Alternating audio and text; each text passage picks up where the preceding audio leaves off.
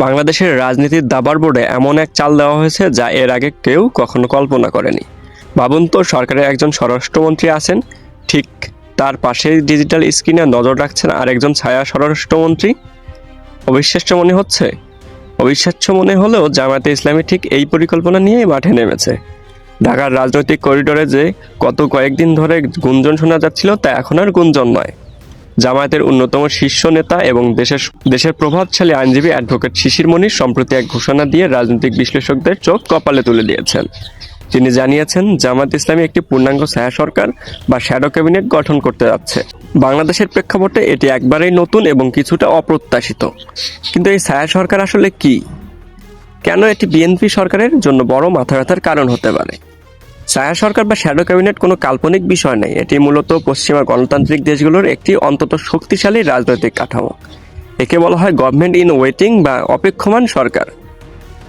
সহজ ভাষায় বলতে গেলে বিরোধী দল কেবল সরকারের সমালোচনা করার জন্য নয়, বরং একটি বিকল্প সরকার হিসেবে নিজেদের প্রস্তুত রাখে। এই ব্যবস্থায় বিরোধী দলের একটি সম্পূর্ণ মন্ত্রিসভা থাকে, যেখানে প্রতিটি সরকারের মন্ত্রণালয়ের বিপরীতে একজন ছায়ামন্ত্রী নিযুক্ত থাকেন। সরকারের মন্ত্রী যখন কোনো সিদ্ধান্ত নেবেন, ঠিক তখনই ছায়ামন্ত্রী সেই সিদ্ধান্তের ভুল ত্রুটি জনগণের সামনে তুলে ধরবেন। আপনারা হয়তো ভাবছেন, সারা বিশ্বের কোথায় আর এমন ব্যবস্থা আছে? মূলত যেসব দেশে ওয়েস্টার্ন মিনিস্টার সিস্টেম বা সংসদীয় গণতন্ত্র আছে, সেখানে এটি দেখা যায়। যুক্তরাষ্ট্র, অস্ট্রেলিয়া ও কানাডাতে ছায়া সরকারের ব্যবস্থা লক্ষ্য করা যায়। ছায়া সরকারের ধারণাটি এসেছে ব্রিটিশ পার্লামেন্ট থেকে। সেখানে একটি অফিসিয়াল অপোজিশন বা প্রধান বিরোধী দলের একটি পূর্ণাঙ্গ শ্যাডো ক্যাবিনেট থাকে।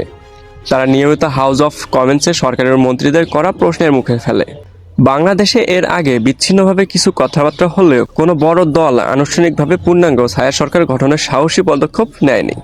জামায়াত যদি এটি করতে পারে, তবে এটি হবে দেশের রাজনৈতিক ইতিহাসে এক বিশাল মাইলফলক। সরকারের প্রতিটি মন্ত্রী যখন কোনো ফাইলে সই করবেন, তিনি জানবেন যে তার প্রতিটি পদক্ষেপ খুঁটিয়ে দেখার জন্য একজন ডেডিকেটেড ছায়ামন্ত্রী বসে আছেন। তার এই মনস্তাত্ত্বিক চাপ সরকারের দুর্নীতি বা ভুল সিদ্ধান্ত কমাতে সাহায্য করবে। উদাহরণস্বরূপ ধরা যাক, সরকার যদি তেলের দাম বাড়াতে চায়, তবে ছায়া সরকার তথ্যপাত্র দিয়ে দেখাবে যে সঠিক ব্যবস্থায় দাম বাড়ানো হয়েছে কিনা। এমনকি তারা বিকল্প বাজেট বা কাউন্টার বাজেটও পেশ করতে পারে। এই উদ্যোগের মাধ্যমে জামায়াত জনগণকে বার্তা দিতে চায় যে এখনই দেশ পরিচালনার জন্য তারা প্রস্তুত। তাদের ছায়ামন্ত্রীরা এখন থেকে প্রশিক্ষণ নিচ্ছেন। দীর্ঘকাল ধরে জামায়াতকে আন্দোলনমুখী বা কোনো ক্ষেত্রে সহিংস দল হিসেবে চিহ্নিত করার চেষ্টা করা হয়েছে। কিন্তু এই ছায়া সরকার গঠনের মাধ্যমে তারা একটি আধুনিক এবং মেধাভিত্তিক দল হিসেবে নিজেদের পূর্ণ প্রতিষ্ঠা করতে চায়। তারা রাজপথে টায়ার জ্বালানোর বদলে এখন সংসদে এবং নীতি আলোচনায় যুক্তি এবং তথ্যের মাধ্যমে সরকারকে চ্যালেঞ্জ করতে চাইছে। একে বলা হয় পলিসি ওয়ার বা নীতিযুদ্ধ। এর মতো রহস্যময় আর দারুণ সব তথ্য কৌশলের মাধ্যমে তারা প্রমাণ করতে চায় যে তারা শুধু স্লোগান দিতে জানে না, তারা অর্থনীতি বোঝে, পররাষ্ট্রনীতি বোঝে এবং শিক্ষা খাতের সমাধানও তাদের কাছে আছে। এই পরিস্থিতি বিএনপি মন্ত্রীদের জন্য অস্বস্তিকর হলেও দেশের জন্য লাভজনক হতে পারে। বাজারে যখন একটি দোকান থাকে, তখন তারা যেমন খুশি দাম রাখে, কিন্তু যখন পাশাপাশি দোকান থাকে, তখন তার প্রতিযোগিতা বাড়ে এবং গ্রাহকরা ভালো সেবা পায়। একইভাবে সরকার এই ছায়া সরকারের একই নীতিগত প্রতিযোগিতার ফলে দুর্নীতি কমবে।